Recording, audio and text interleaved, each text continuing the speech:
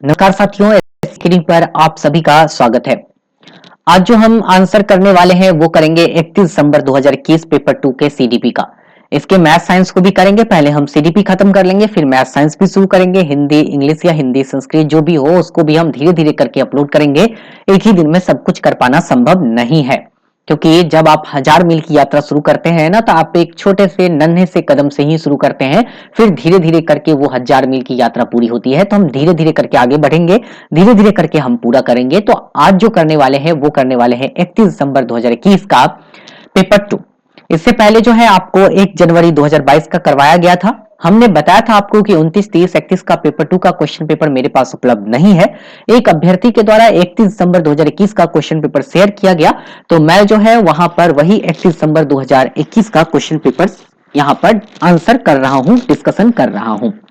तो जो अभ्यर्थी 31 दिसंबर वाले इस वीडियो को देख रहे हैं तो वो यहाँ बने रहेंगे और इस वीडियो को शेयर कर देंगे, ताकि जो अभ्यर्थी 31 दिसंबर वाले हैं कम से कम वो इस वीडियो के साथ जुड़कर अपना आंसर की का मिलान कर सकेंगे। तो चलते हैं हम अपने पीडीएफ की तरफ और करते हैं आज के क्वेश्चन का आंसर। आ चुके हैं हम अपने पीडीएफ के ऊपर और देखेंगे यहां से हम एक एक करके क्वेश्चन। देखिए, यह क्वेश्चन जिसने भी मुझे शेयर किया उसको जो है बहुत बहुत धन्यवाद।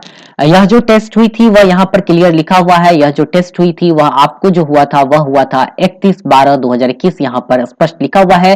पेपर 2 कर रहे हैं और यह जो है आपका चाइल्ड डेवलपमेंट एंड पेडागोजी वाला सेक्शन अभी करना हम शुरू करेंगे। तो 31 दिसंबर वाले अभ्यर्थी जुड़े रहेंगे। 29 और 30 दिसंबर का क्वेश्चन पेपर मैंने पूर्व में भी बताया था कि नहीं है। अगर आप देख रहे हैं इस वीडियो को तो आप क्वेश्चन पेपर मेरे साथ व्हाट्सएप पर शेयर करेंगे ताकि हम उसका एक्सप्लेनेशन कर सके। चलते हैं हम अपने क्वेश्चन नंबर 1 की तरफ और करते हैं आज के क्वेश्चन का एक्सप्लेनेशन। तो आ गए हैं हम क्वेश्चन नंबर 1 पर और करेंगे एक्सप्लेनेशन। क्वेश्चन नंबर 1 कह रहा है यहाँ पर, जब एक विद्यार्थी को डाइस का एहसास होगा यदि वह सफलता का आरोपण आंतरिक मानता है, और डाइस का एहसास होगा यदि वो सफलता का आरोपण बाह्य मानता है। देखिए यहाँ पर, जब एक विद्यार्थी को गर्व का एहसास होगा यदि वह सफलता का आरोपण आंतरिक मानता है, तो गर्व वाला आंसर है ऑप्शन नंबर 3 में सही उत्तर होगा ऑप्शन नंबर 3। बढ़ते हैं क्वेश्चन नंबर 2 की तरफ और देखते हैं क्वेश्चन नंबर 2। आगे क्वेश्चन नंबर 2 की तरफ और देख रहे हैं क्वेश्चन नंबर 2 क्या कह रहा है। क्वेश्चन नंबर 2 कह रहा है, अध्यापन अधिगम के संदर्भ में निम्न में से कौन सी तकनीक को लेव वाइगोस्की ने समर्थन नहीं दिया है। समर्थन नहीं देने की बात हो रही, यहाँ पर कौन सा तकनीक में समर्थन नहीं करता है, तो पार तो होगा सही, सहायक अधिगम भी होगा, सहकारात्मक अधिगम भी होगा, प्रतिपादक अधिगम के बारे में इन्होंने नहीं बताया था, इसलिए सही उत्तर है ऑप्शन नंबर 2। आते हैं क्वेश्चन नंबर 3 की तरफ, देखते हैं क्वेश्चन नंबर 3। क्वेश्चन नंबर 3 देखिए क्या कह रहा है। क्वेश्चन नंबर 3 कह रहा है, योग्यता की डाइस धारणा का आशय है कि सफलता पाने के लिए प्रयास सार्थक भूमिका निभाते हैं। तो सार्थक भूमिका निभाने की बात हो रही है। देखिए, योग्यता की प्रतिस्पर्धात्मक तो होगा नहीं, परिहार आधारित होगा नहीं, वृद्धिशीलात्मक होगा नहीं, सही आंसर है सत्वात्मक। सही आंसर होगा 3 का ऑप्शन नंबर 3, यही इसका सही उत्तर है, इसलिए हम 3 के साथ चलेंगे। ठीक है बेटा, चलते हैं अगले क्वेश्चन की तरफ। अभी जो हम डिस्कशन कर रहे हैं वह कर रहे हैं 31 दिसंबर 2021 पेपर 2 सीडीपी। ठीक है, बढ़ते हैं क्वेश्चन नंबर 4 की तरफ और देखते हैं क्वेश्चन नंबर 4 क्या कह रहा है। क्वेश्चन नंबर 4 कथन और कारण है। अभी कथन लिखा है, किशोरों को कक्षा में चर्चा और बहस के लिए ढेर सारे मौके करना चाहिए, ये बात तो एकदम सही है। और कारण इसका लिखा है, सहयोगात्मक अधिगम अर्थ के निष्कर्ष और विभिन्न विचारों को साझा करने का अवसर देता है, यह भी सही है। और चर्चा करना तो चाहिए ही, तो ए आर का व्याख्या भी कर रहा है, सही उत्तर है ऑप्शन नंबर 2। ए और आर दोनों सही है और आर सही व्याख्या करता है ए का। ठीक है बेटा, तो सही आंसर कौन सा हो गया, सही हो गया ऑप्शन नंबर 2। बढ़ते हैं क्वेश्चन नंबर 5 की तरफ और देखते हैं क्वेश्चन नंबर 5। क्वेश्चन नंबर 5 कह रहा है यहाँ पर कि विद्यार्थियों में संज्ञानात्मक परिवर्तन को प्रोत्साहित करने के लिए एक शिक्षिका को क्या करना है। विद्यार्थियों में संज्ञानात्मक परिवर्तन को प्रोत्साहित करने के लिए एक शिक्षिका को क्या करना है। देखिए, यहाँ पर ऐसे कार्य देने चाहिए जो बच्चों के वर्तमान संज्ञानात्मक स्तर से अत्यधिक ऊंचे हो, गलत है। ऐसी सामग्री देनी चाहिए जो मध्यम रूप से चुनौतीपूर्ण हो और स्कीमा में रूपांतरण की मांग करे, सही आंसर ऑप्शन नंबर 2 लग रहा है। वैसे हम 3 और 4 भी देखेंगे। यंत्रवत याद करना गलत है, असंबद्ध खंडों में जानकारी प्रदान करना यह भी गलत है, सही आंसर है ऑप्शन नंबर 2, इसलिए हम चलेंगे 5 का ऑप्शन नंबर 2 के साथ। ठीक है बेटा, तो बढ़ते हैं हम क्वेश्चन नंबर 6 की तरफ और देखते हैं क्वेश्चन नंबर 6 क्या कह रहा है। क्वेश्चन नंबर 6 है, किसी एक पहेली के टुकड़े को जोड़ते समय मीठी अपनी क्रियाओं को निर्देशित करने के लिए बोल बोल कर काम करती है। स्वयं को निर्देशित करने से संबोधित भाषा के इस प्रयोग को लेव वाइगोस्की की बात हो रही है। लेव वाइगोस्की इसको प्राइवेट स्पीच बोले थे, जिसको हिंदी में हम लोग व्यक्तिगत वार्ता या निजी भाषण कहते हैं। और सही आंसर है ऑप्शन नंबर 4। तो हम चलेंगे निजी वाचन की तरफ। वाचन लिखा है, भाषण वाचन एक ही है। प्राइवेट स्पीच ये सब आपको पढ़ाया गया है। तो सही आंसर है 6 का ऑप्शन नंबर 4। यहीं पर अगर यहाँ पर लिखा रहता जीन पियाजे तो उत्तर बदल के हो जाता आत्म केंद्रित वार्ता, लेकिन लेव वाइगोस्की के अनुसार बोला जा रहा है स्वयं से बात करके अपनी क्रियाओं की दिशा दे रही है, अपने काम का दिशा दे रही है। तो सही आंसर होगा ऑप्शन नंबर 4। एकदम सही उत्तर है ऑप्शन 4। बढ़ते हैं क्वेश्चन नंबर 7 की तरफ। क्वेश्चन नंबर 7 कह रहा है एक संरचनात्मक कक्षा में ऐसे क्रियाकलापों का इस्तेमाल होगा जो डाइस हो, औसत रूप से कठिन। औसत रूप से कठिन हो, यह बात तो गलत लिखी हुई है। पाठ्य पुस्तक के प्रत्यास्मरण पर आधारित, ठीक है। आगे देखते हैं, प्रत्यास्मरण नहीं होना चाहिए, वैसे आगे देखते हैं। उसके बाद है पुनरावृत्तीय और यांत्रिक, ये तो उत्तर नहीं है। यांत्रिक मतलब होता है ज्यों का त्यों प्रस्तुत करना, और सामूहिक कार्य ये सही है। 4 आंसर सही है, एक तो गलत है ही। देखिए यहाँ पर जो ऑप्शन बनाया गया ना वो गलत तरीके से बनाया, एक गलत है और एक तो एकदम निश्चित तौर पे गलत है। तो एक इस तीनों में गलत है, वो कट गया, एक ही ऑप्शन बच रहा है, तो हमें उस आंसर को टिक करना ही पड़ेगा, इसलिए हम 2 के साथ जाएंगे। वैसे देखा जाए तो ये दोनों गलत है, सिर्फ एक 4 ही सही है, और 4 ऐसा किसी ऑप्शन में नहीं है, इसलिए हम क्या करेंगे यहाँ पर 4 आएंगे। ये तो गलत है ना। औसत रूप से कठिन की बात हो रही है, ये बात गलत है। प्रत्यास्मरण और पुनरावृत्ति यांत्रिक नहीं होगा। वैसे हो सकता है ऑफिशियल आंसर की में इसका आंसर 1 भी दे दे, क्योंकि औसत रूप से कठिन है तो संरचनात्मक क्रियाकलाप हो रहा है, तो ठीक है, ज्यादा कठिन नहीं है औसत रूप से, तो ये ले सकते हैं और 4 भी ले सकते हैं। 2 3 नहीं भी लेंगे तो चलेगा। तो मेरे हिसाब से आंसर 1 और 4 भी होगा। वैसे ऑफिशियल आंसर की देखना पड़ेगा, ऑफिशियल आंसर की आने के बाद ही क्लियर होगी। ज्यादा चांस 1 भी जा सकता है, 2 भी जा सकता है, ठीक है। वैसे 2 में ये दोनों गलत है, 1 में तो कम से कम 1 ही गलत है, इसलिए मेरे हिसाब से आंसर ए ही ठीक होगा। हम ए के साथ ही चलेंगे बेटा, ये हमको ज्यादा सटीक लगने लग रहा है, तो ए के साथ ही हम चलेंगे। एक इसके आंसर को लेकर हमें बढ़ेंगे आगे। आते हैं क्वेश्चन नंबर 8 की तरफ, देखते हैं क्वेश्चन नंबर 8। क्वेश्चन नंबर 8 है एक भाषा कक्षा में एक विद्यार्थी जिन्हें वाचन वैकल्य है, उनके सफल समावेशन हेतु निम्न में से किस तकनीक का इस्तेमाल करने से बचना है। बचना है बोल रहा है यहाँ पर। देखिए यहाँ पर हस्तलिखित कार्यों को जमा करने की सख्त समय सीमा निर्धारित करना है। सख्त समय सीमा निर्धारित करना गलत है, इसी से हमें बचना भी चाहिए। हस्तलिखित के बजाय टाइप और मुद्रित करके कार्यपत्रों को जमा करने की अनुमति देना, ठीक है।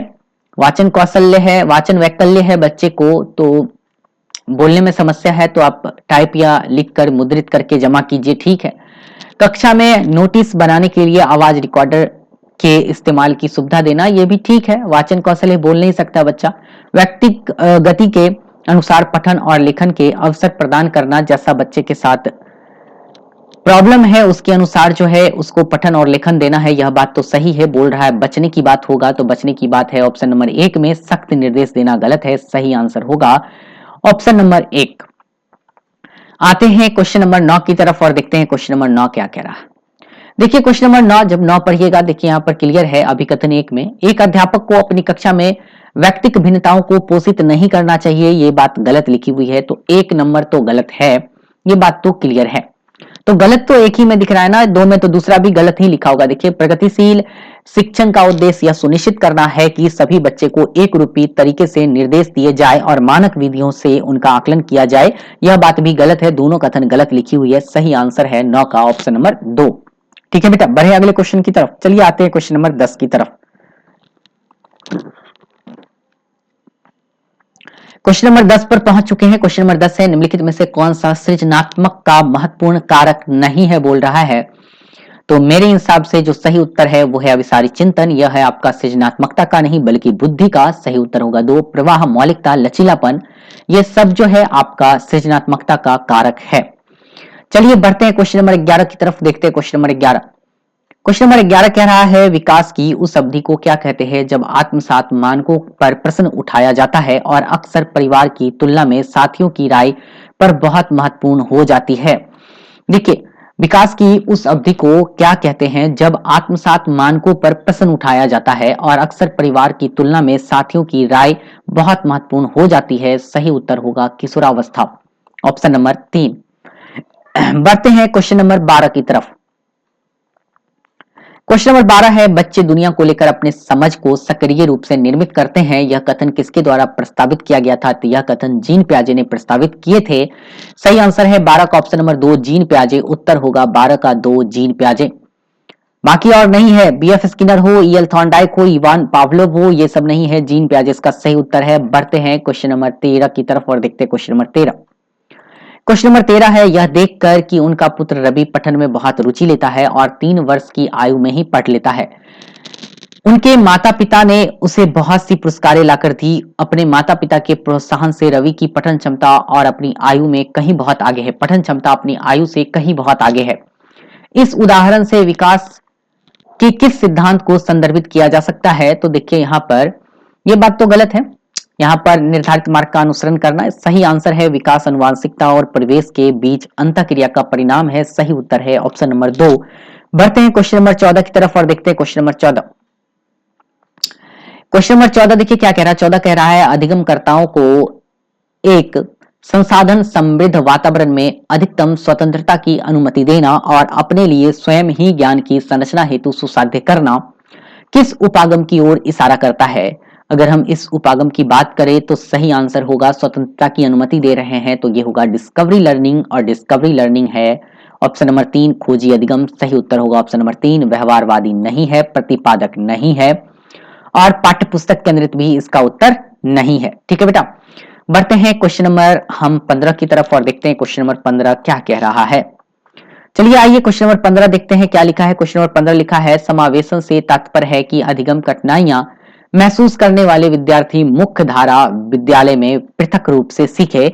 यह बात गलत लिखी हुई है। समावेशन से तात्पर्य है कि अधिगम कठिनाई जो करता है वो विद्यालय से अलग होकर सीखेगा। पृथक मतलब होता है अलग, बात तो गलत है। और जब ये बात गलत है तो ऑप्शन 1 में ही गलत की बात लिखी हुई है। हमको लग रहा है एक ही सही है, वैसे दूसरा पढ़ते हैं। इस प्रकार की रणनीति अधिगम कठिनाई महसूस करने वाले विद्यार्थियों को समाज में प्रतिभागिता के लिए तैयार की जाती है।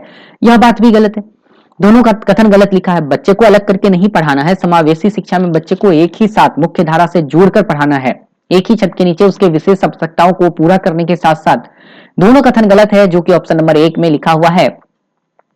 ए और आर दोनों गलत है, तो सही आंसर है 15 का ऑप्शन नंबर 1। बढ़ते हैं क्वेश्चन नंबर 16 की तरफ और देखते हैं क्वेश्चन नंबर 16।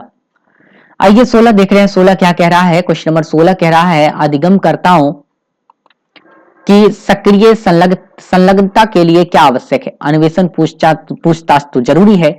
2 नंबर बात लिखा है, संप्रयोग चिंतनशीलता बहस चर्चा। 1, 3 और 4 इसका सही उत्तर है। 1 भी सही है, 3 भी सही है, 4 भी सही है।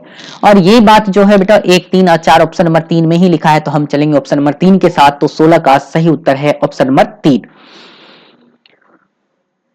बढ़ते हैं क्वेश्चन नंबर 17 की तरफ और देखते हैं क्वेश्चन नंबर 17 क्या कह रहा है। 16 हो गया क्लियर, चलिए 17 आते हैं।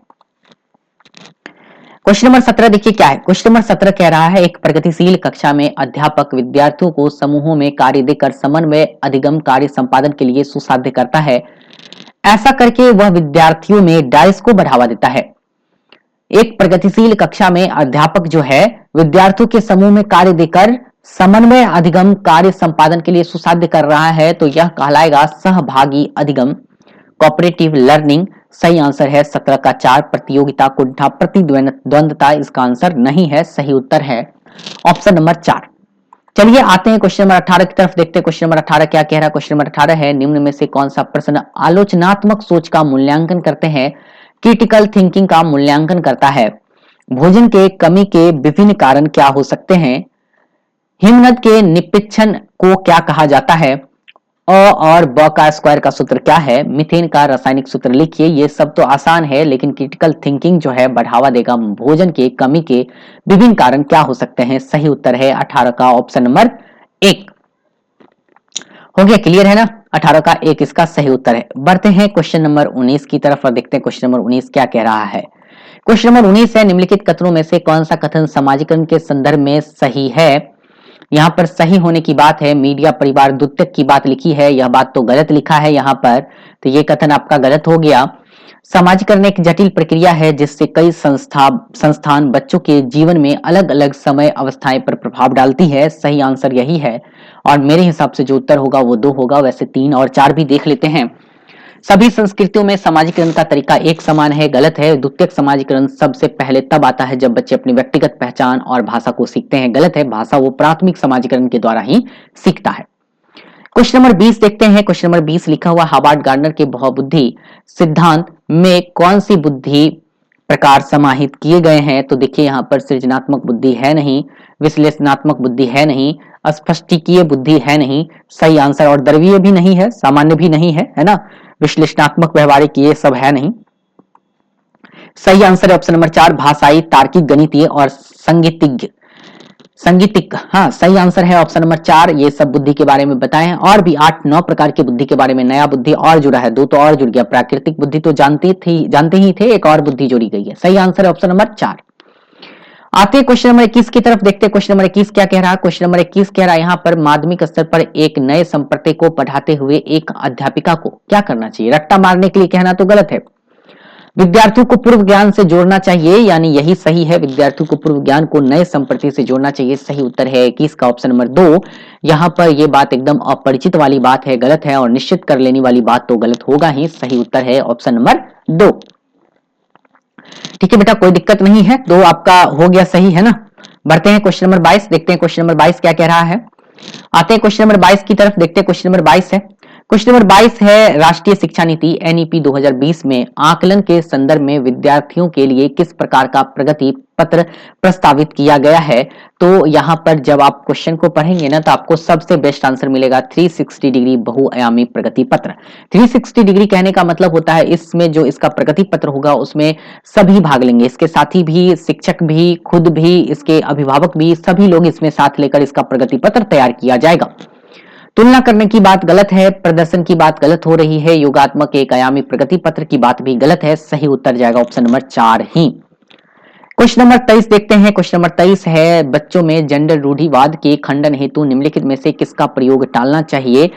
जेंडर रूढ़िवाद के खंडन हेतु किसका प्रयोग टालना है? तो देखिए यहाँ पर टालने की बात हो रही है विविध जेंडरों के बारे में जन्मजात क्षमताओं और क्षमताओं के सामाजिक अभिज्ञता पर समालोचनात्मक चर्चा करना, गैर रूढ़िवादी गतिविधियों से जुड़े वयस्कों के अनावरण, लड़कियां कला में अच्छी होती है और लड़के गणित में उत्कृष्ट होते हैं जैसे वर्गीय पंक्तियों का प्रयोग करना। देखिए यहाँ पर क्वेश्चन में कह रहा है बच्चों में जेंडर रूढ़िवाद के खंडन करना, बच्चों में बीच जो जेंडर रूढ़िवादिता है, जेंडर पक्षपात है, उसको हटाना है। तो उसको खत्म करने के लिए निम्न में से किनका प्रयोग नहीं करना है, कौन सा प्रयोग टालना है, जो नहीं करना है वो होगा ऑप्शन नंबर 3। टालना की बात हो रही है, ऑप्शन 3 ही सही होगा। टालने की बात है यहाँ पर, कौन सा प्रयोग हमें टाल देना है, नहीं करना है। सही आंसर है 3, बाकी तो 1, 2 और 4 सही है, ये तो एकदम सही है, ये सब तो करना ही चाहिए। चलिए आते हैं क्वेश्चन नंबर 24 की तरफ। क्वेश्चन नंबर 24 देखिए यहाँ पर, क्वेश्चन नंबर 24 है अधिगम संबंधी यह घटना या जिसमें कम देर तक ध्यान केंद्रित हो पाए, आवेगशीलता हो और निराशाओं के प्रति कम सहिष्णुता हो, निम्नलिखित में से किसकी तरफ इशारा करती है? ध्यान भंग हो रहा है ना बच्चे का, तो एडीएचडी वाली बात होगा, मतलब कम देर ध्यान लगाता है, अटेंशन स्पेन बहुत कम है, तो एडीएचडी जो है उसको हिंदी में कहते हैं ध्यान अवधान या अवधान न्यूनता अतिक्रियाशीलता विकार। ध्यान अवधान अतिक्रियाशीलता विकार भी इसे कहते हैं। सही उत्तर है ऑप्शन नंबर 3। क्वेश्चन नंबर 25 देखते हैं, 25 क्या कर रहा है। 25 नंबर क्वेश्चन है एक सामाजिक संरचनावादी या सामाजिक संरचनात्मक कक्षा में ज्ञान के क्या क्या स्रोत होंगे? तो अखबार तो होगा ही, सहपाठी होगा ही, पाठ्य पुस्तक भी होगा, लोक कथाएं भी होगा। सही उत्तर है ऑप्शन नंबर कौन सा बेटा? 2 में 1, 2, 3, 4 सब लिखा हुआ है, तो हम चलेंगे 25 पे, ऑप्शन नंबर 2 की तरफ। तो सही उत्तर हमको मिला ऑप्शन नंबर 2। बढ़ते हैं क्वेश्चन नंबर 26 देखते हैं। क्वेश्चन नंबर 26 है विकास की कौन सी अवस्थाएं में निम्न लक्षण समाहित है? स्वतंत्रता की स्थापना, अस्मिता का विकास और अमूर्त चिंतन। देखिए एक ही चीज से यहाँ पर सब कुछ पकड़ में आता है, अगर आप अमूर्त को पकड़ लिए तो इसका मतलब आप आंसर को सही कर लिए। और ये चीज जो है अमूर्त भावना, ये बच्चे किशोर अवस्था में सीखते हैं, अमूर्त चिंतन करना। सही आंसर होगा ऑप्शन नंबर 2। 1, 3 और 4 यहाँ पर गलत है। आते क्वेश्चन नंबर 27 की तरफ, देखते क्वेश्चन नंबर 27 क्या कह रहा है। क्वेश्चन नंबर 27 है, लॉरेंस कोहलबर्ग के नैतिक सिद्धांत के अनुसार नैतिकता विकास क्रम के किस स्तर पर व्यक्ति कानून और सामाजिक स्वीकृति की परवाह किए बिना किसी कार्य को आत्म अनुभूति तथा स्वयं निर्धारित सिद्धांतों के आधार पर उचित ठहराता है। तो ये होगा इसका सबसे लास्ट वाला, कि यहां पर बोल रहा है कानून और सामाजिक स्वीकृति की परवाह किए बिना किसी कार्य को आत्म अनुभूति मतलब अपने अनुभूति के लिए स्वयं निर्धारित सिद्धांतों के आधार पर ही उचित ठहराता है, कि हम जो मानेंगे वही इसका उचित कारण होगा, उचित निदान होगा। सही उत्तर होगा ऑप्शन नंबर 4, सार्वभौमिक नैतिकता सिद्धांत अभिमुखीकरण। उत्तर जाएगा 4 की तरफ, 27 का उत्तर होगा ऑप्शन नंबर 4। चलिए आते हैं 28 देखते हैं। अब हम 28 देख रहे हैं। क्वेश्चन नंबर 28 कह रहा है कि बच्चों में वैकल्पिक धारणाएं अध्यापिका द्वारा ध्यान वाला बात तो होगा नहीं, निर्मित होना अमान्य है, गलत है। ये सामान्य है, असामान्य नहीं, सामान्य है। ये भी गलत है। सही आंसर है उनके अंतः प्रज्ञाजन्य यानी सहज ज्ञान सिद्धांतों को दर्शाते हैं। सही उत्तर है 28 का ऑप्शन नंबर 4। चलिए आते हैं क्वेश्चन नंबर 29 भी देखते हैं। 29 नंबर क्वेश्चन देखिए क्या कह रहा है। क्वेश्चन कह रहा है, निम्नलिखित में से किस सिद्धांतकारी ने नैतिक तर्कना के अध्ययन के लिए संज्ञानात्मक विकास दृष्टिकोण का उपयोग किया था। देखिए नैतिक तर्कना की दृष्टि के लिए अगर बात करें तो आपको संज्ञानात्मक विकास की बात हो रही है नैतिक तर्कना में। तो ये जो किया था ना वो जीन पियाजे किए थे। अब सोच के आप कंफ्यूज होंगे कि सर ने आप जीन पियाजे क्यों बता रहे हैं। जो आप देख रहे हैं ना नैतिक विकास का सिद्धांत, वो सबसे पहले जीन पियाजे ने ही दिया था और बाद में जीन पियाजे सिद्धांत को छोड़ दिए तो कोहलबर्ग अपना नैतिक विकास का सिद्धांत दिए। तो नैतिक विकास की जो नैतिक तर्कना है ना उसके लिए जो अध्ययन किया था संज्ञानात्मक विकासात्मक दृष्टिकोण का जो उपयोग किया था वो जीन पियाजे ही किए थे। इसलिए सही उत्तर है ऑप्शन नंबर 4। बढ़ते हैं क्वेश्चन नंबर 30 की तरफ और देखते हैं क्वेश्चन नंबर 30 क्या कह रहा है। क्वेश्चन नंबर 30 है, यहाँ पर निम्नलिखित में से वह कौन सी स्थिति है जिसमें तार्किकता अधिगम समस्या समाधान के साथ साथ व्यवहार समायोजन को जिसमें सामाजिक और व्यवहारिक कौशल सम्मिलित है महत्वपूर्ण रूप से बाधित करता है। यहाँ पर बाधित करने की बात है। निम्नलिखित में से वो कौन सी स्थिति है जिसमें तार्किकता अधिगम समस्या समाधान के साथ साथ व्यवहार समायोजन को जिसमें सामाजिक और व्यवहारिक कौशल सम्मिलित है महत्वपूर्ण रूप से बाधित करता है।